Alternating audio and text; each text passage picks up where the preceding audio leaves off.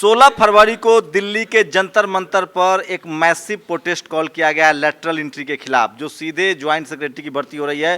Call दिया है दिल्ली सरकार के सोशल जस्टिस मंत्री भी हैं वो, लेकिन कॉल उन्होंने बिहाफ ऑफ मिशन जय भीम के अंतर्गत दिया। वो मेरे साथ हैं। सर, कल क्यों आप लोगों ने प्रोटेस्ट का कॉल दिया है? हम पिछले कुछ दिनों से देख रहे हैं कि केंद्र की सरकार लेटरल एंट्री के थ्रू डायरेक्ट ज्वाइंट सेक्रेटरी की भर्ती कर रही है। पहले 9 भर्ती की हैं, अब 30 वैकेंसीज फिर निकाल दी हैं भर्ती करने के लिए, और उसमें कोई रिजर्वेशन पॉलिसी नहीं है। संविधान की पूरी अवहेलना हो रही है, और इसके माध्यम से बड़े बड़े पूंजीपति लोगों की उनके काम को आगे बढ़ाने के लिए, उनकी योजनाओं को आगे बढ़ाने के लिए यहाँ पे उनको अपने लोगों को सेट करवाया जा रहा है। और इससे भारत की जनता का, भारत के ऑफिसर्स का और भारत के युवा जो भविष्य का सपना देखते हैं कि हम सिविल सर्विसेज करके जाएंगे, उन सब का हक अधिकार कट रहा है। और दूसरा, जिस तरह देश की सरकार एक एक करके सारे सरकारी संस्थानों को बेच रही है और ये प्राइवेटाइजेशन जिस तरह बढ़ रहा है, उससे सबसे ज़्यादा मार इस देश के अनुसूचित जाति, जनजाति, पिछड़ा वर्ग और माइनॉरिटीज़ के ऊपर पड़ रही है और गरीब लोगों पर पड़ रही है। इसलिए इसके विरोध में हम लोग कल जंतर मंतर पर सुबह 9 बजे 16 फरवरी 2021 को इकट्ठे हो रहे हैं, और हम सरकार को ज्ञापन देंगे और मजबूती से अपना विरोध दर्ज कराएंगे, और इस लड़ाई को भविष्य में भी जारी रखेंगे। अगर केंद्र सरकार इस तरह की जो एंटी नेशनल एक्टिविटीज़ और एंटी कॉन्स्टिट्यूशनल एक्टिविटीज जो चल रही हैं, जब तक ये नहीं वापस होगा, तब तक हम लोग अपनी लड़ाई को संवैधानिक तरीके से जारी रखेंगे। मोदी जी ने संसद में कहा है कि आईएएस लोग बेकार होता है, हमको सीधे युवाओं को मौका देना है। वो कह रहे हैं युवा, आप कह रहे हैं कि बेकार लोग को रखा जा रहा है। ये एजेंडा तो बड़े बड़े पूंजीपतियों की योजनाओं को आगे बढ़ाने के लिए उनके लोगों को यहाँ सेट करने का है। मोदी जी जो बोलते हैं वो अक्सर, आप देखना कभी जो बोलते हैं उसके उलट कुछ करते हैं। उनका वो भाषण आप याद कर लीजिए, जब वो कहते थे कि भाई रेलवे से मेरे से ज़्यादा प्यार कोई नहीं कर सकता, और जो लोग कह रहे हैं रेलवे बिक रहा, वो झूठ बोल रहे हैं, गप मार रहे हैं। लेकिन आज तो रेलवे बिक रहा है, एयरपोर्ट बिक रहा है, बंदरगाह बिक रहे हैं, गैस कंपनियाँ बिक रही हैं, बैंक बिक रहे हैं, इंश्योरेंस कंपनी बिक रही है, ऑर्डिनेंस फैक्ट्री बिक रही है, और FDI 48% से बढ़ा के जो उसमें 74% कर दिया है। और ये टारगेट पहली बार देश की किसी सरकार ने बजट में रखा है कि 1,75,000 करोड़ कमाना है सरकारी संस्थानों को बेच के। वो तो राष्ट्रवादी सरकार है, इससे आपको नुकसान क्या हो रहा है? देश के जनता नहीं है, राष्ट्रद्रोही सरकार है। इससे नुकसान क्या होगा जनता? इससे नुकसान ये होगा कि हमारे सबके हक अधिकार मरेंगे, और जो पूंजीवादी व्यवस्था जब आएगी, तो जो भारत के संविधान में एक सोशल स्टेट की जो परिकल्पना थी, जो कल्याणकारी राज्य की जो परिकल्पना थी, वो तो खत्म हो जाएगा। एक बड़ा तबका है जो इन सब फैसलों का समर्थन कर रहा है। सर, उसको कैसे देख रहे हैं? समर्थन बड़ा तबका नहीं कर रहा है, उन लोगों को कुछ पता ही नहीं है। वो लोग पट्टी बांधे हुए आंख पे, उनके आंख पे धर्म की अफीम पिलाकर धर्म की पट्टी बांध दी गई है।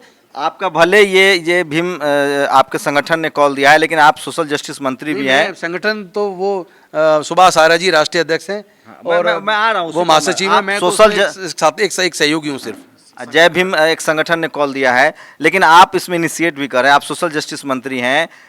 आप सोशल जस्टिस मंत्री के नाते अगर बात करें रिजर्व कैटेगरी के जो लोग हैं, SC ST OBC माइनॉरिटी, उसका क्या नुकसान हो जाएगा इससे? सारा नुकसान उन्हीं का तो है। जो 9 भर्तियां पहले की हैं, बता दीजिए, उसमें एक भी SC ST OBC माइनॉरिटी का हो तो? एक भी नहीं है ना, इन 30 में भी नहीं होगा। और जहाँ जहाँ डायरेक्ट इस तरह की एंट्रीज ये लोग करते हैं, वहाँ सारे संविधान को ताक पे रखते हैं। संविधान के अंदर जो एक व्यवस्था है रिजर्वेशन की, उसको बिल्कुल ताक पे रखते हैं। तो हक अधिकार तो हमारा मरेगा। अगर ये वैकेंसी वैसे निकलती तो इसमें हमारे लोग भी तो भर्ती होते। तो दिल्ली के सोशल जस्टिस मंत्री थे। शुक्रिया सर हमसे बात करने के लिए। पूर्व ब्यूरोक्रेट्स हैं जो इस को लीड कर रहे हैं, और मिशन जय भीम टेक्नोक्रेट है, मिशन जय भीम है। इन्होंने भी एक प्रेस कॉन्फ्रेंस किया। क्या नुकसान होगा? मान लीजिए मैं IAS हूँ और मैं 15 साल नौकरी कर चुका हूँ, और कोई ज्वाइंट सेक्रेटरी मेरे ऊपर आ जाएगा, तो उससे क्या नुकसान है? वो तो अच्छा करेगा। मान लो किसी को अनुभव है अंबानी के यहाँ, अडानी के यहाँ, तमाम जिसने अमेजोन से कोई आ जाए, तो बढ़िया चलाएगा ना देश। देखिए, मैं आपको बड़ा सिंपल सा बता देता हूँ। ना केवल IAS को नुकसान होगा, मैं कह रहा हूँ आज की डेट में एक बच्चा जो ग्रेजुएशन करके और वो IAS की तैयारी करने जा रहा है, तो वो तो अभी आपने 30 निकाली है, अगली बार तो बाकी सारी निकाल देंगे।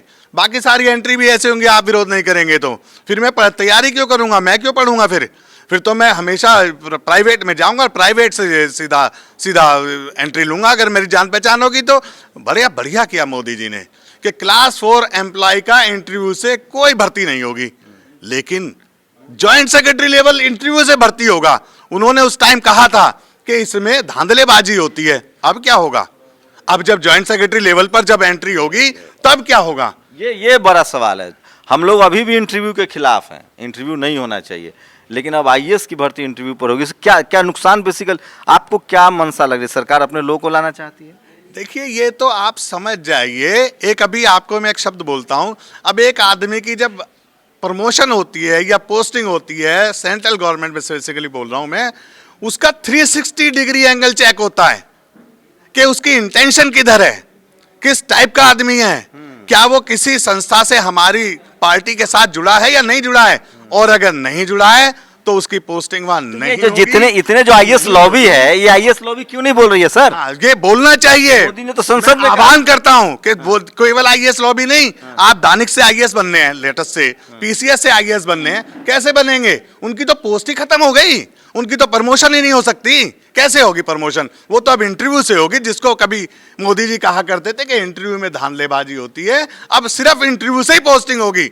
जिसको उन्होंने मना किया, जिस जिस चीज को मना किया, वही आप लोग को डर नहीं लगता है जेल भेज दिए जाएंगे? आज दिशा रवि गिरफ्तार हो गए, ट्वीट करने पर गिरफ्तार हो रहे हैं। आप लोग देश को अस्थिर कर रहे हैं मोदी जी। है कि हम तो चाहते हैं कि हमें जेल भेजा जाए, क्योंकि जब जब जेल में लोग जाते हैं, क्रांतिकारी जेल में जाते हैं, तो आंदोलन हमेशा तेज होता है। फांसी चढ़ जाए भगत सिंह की तरह तो वो हमारा और सौभाग्य होगा।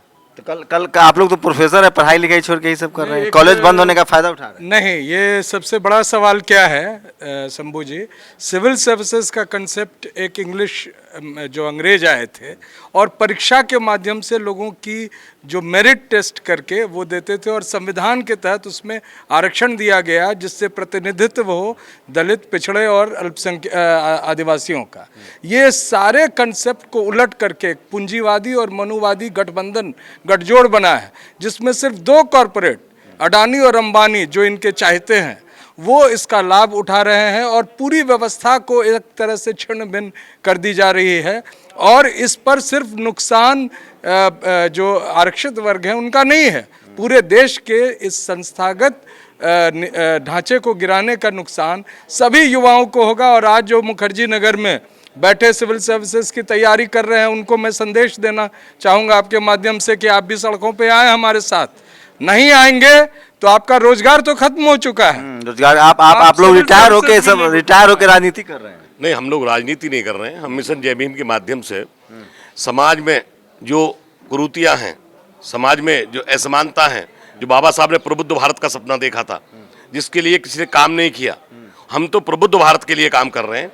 और मिशन जय भीम ने, ये तो कल तो हमारा है ही, कल हमारा प्रदर्शन है। और देखिए, ये जो प्रदर्शन है इसका मुख्य कारण ये भी है कि आप देखिए कि सुप्रीम कोर्ट में कॉलेजियम सिस्टम है, वहां भी ऐसी भर्ती होती है। तो जब उसका विरोध नहीं हुआ, देखिए कल लैटरल एंट्री के खिलाफ 16 फरवरी को दिन के 10 बजे जंतर मंतर पर प्रोटेस्ट कॉल किया है, और मिशन जय भीम इसको स्पॉन्सर कर रहा है, उसको ऑर्गेनाइज कर रहा है। और दिल्ली के सोशल जस्टिस मंत्री राजेंद्र पाल गौतम ने भी उनका समर्थन किया उस आंदोलन का। करण आशीष के साथ शंभू कुमार सिंह, नेशनल दस्तक दिल्ली। नेशनल दस्तक की आपसे गुजारिश है कि अगर इसको बचाना चाहते हैं तो नेशनल दस्तक को सब्सक्राइब करने के लिए रेड कलर के सब्सक्राइब बटन को दबाएं, फिर बेल आइकन की घंटी दबाएं। नेशनल दस्तक को बचाने के लिए बहुत जरूरी है कि हर खबर को शेयर करें, लाइक करें, कमेंट जरूर करें।